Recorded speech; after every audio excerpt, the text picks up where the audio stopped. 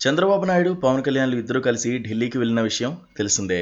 కేంద్ర మంత్రి అమిత్ షాతో టీడీపీ అధినేత చంద్రబాబు నాయుడు, జనసేనాని పవన్ కళ్యాణ్ శనివారం మరోసారి చర్చలు జరిపారు. అమిత్ షాతో గంటపాటు జరిగిన భేటీలో ఎన్డీఏలోకి తెలుగుదేశం పార్టీ తిరిగి చేరడం విషయమై, ఇంకా పొత్తులో బీజేపీకి ఇచ్చే సీట్ల విషయమై మూడు పార్టీల మధ్య ఒప్పందం కుదిరినట్లు తెలిసింది.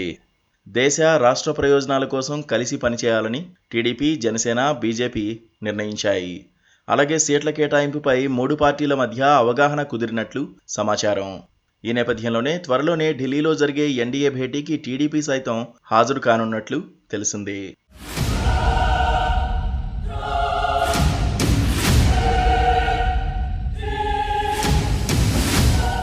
అయితే అమిత్ షా నివాసంలో జరిగిన భేటీ తర్వాత చంద్రబాబు, పవన్ కళ్యాణ్ మీడియాతో ఏమీ మాట్లాడకుండానే వెళ్లిపోయారు.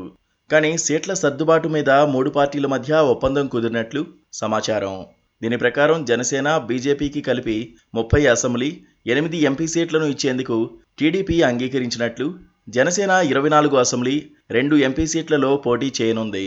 అలాగే బీజేపీ 6 ఎంపీ, 6 ఎమ్మెల్యే స్థానాల్లో పోటీ చేయనున్నట్లు తెలిసింది. పొత్తులో భాగంగా జనసేనకు 24 అసెంబ్లీ, 3 ఎంపీ సీట్లు కేటాయించగా, బీజేపీని కలుపుకుని వెళ్లేందుకు జనసేన 1 ఎంపీ సీట్ను త్యాగం చేసినట్లు తెలుస్తోంది. టీడీపీ 17 ఎంపీ, 145 ఎమ్మెల్యే స్థానాల్లో పోటీకి దిగే అవకాశాలు ఉన్నాయి. ఎంపీ సీట్లకు సంబంధించి కాకినాడ, మచిలీపట్నం స్థానాల్లో జనసేన పోటీ చేసే అవకాశాలు ఉన్నాయి. మచిలీపట్నంలో బాలశౌరి పోటీ చేయడం పక్కా.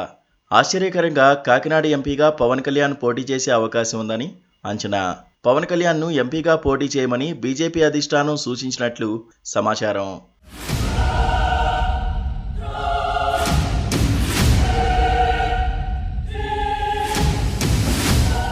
రాజమండ్రి, నరసాపురం, తిరుపతి, హిందూపురం, రాజంపేట, అరకు స్థానాల్లో బీజేపీ పోటీ చేస్తుందనే ప్రచారం నడుస్తోంది. అయితే పార్టీల తరఫున సంయుక్త ప్రకటన విడుదలైతే గానీ ఏ విషయం స్పష్టంగా తెలుస్తుంది. మరోవైపు పవన్ కళ్యాణ్ ఎంపీగా పోటీ చేస్తారనే ప్రచారం గత కొన్ని రోజులుగా నడుస్తోంది. ఎమ్మెల్యే, ఎంపీ 2 చోట్ల పోటీ చేస్తారనే వార్తలు వచ్చాయి.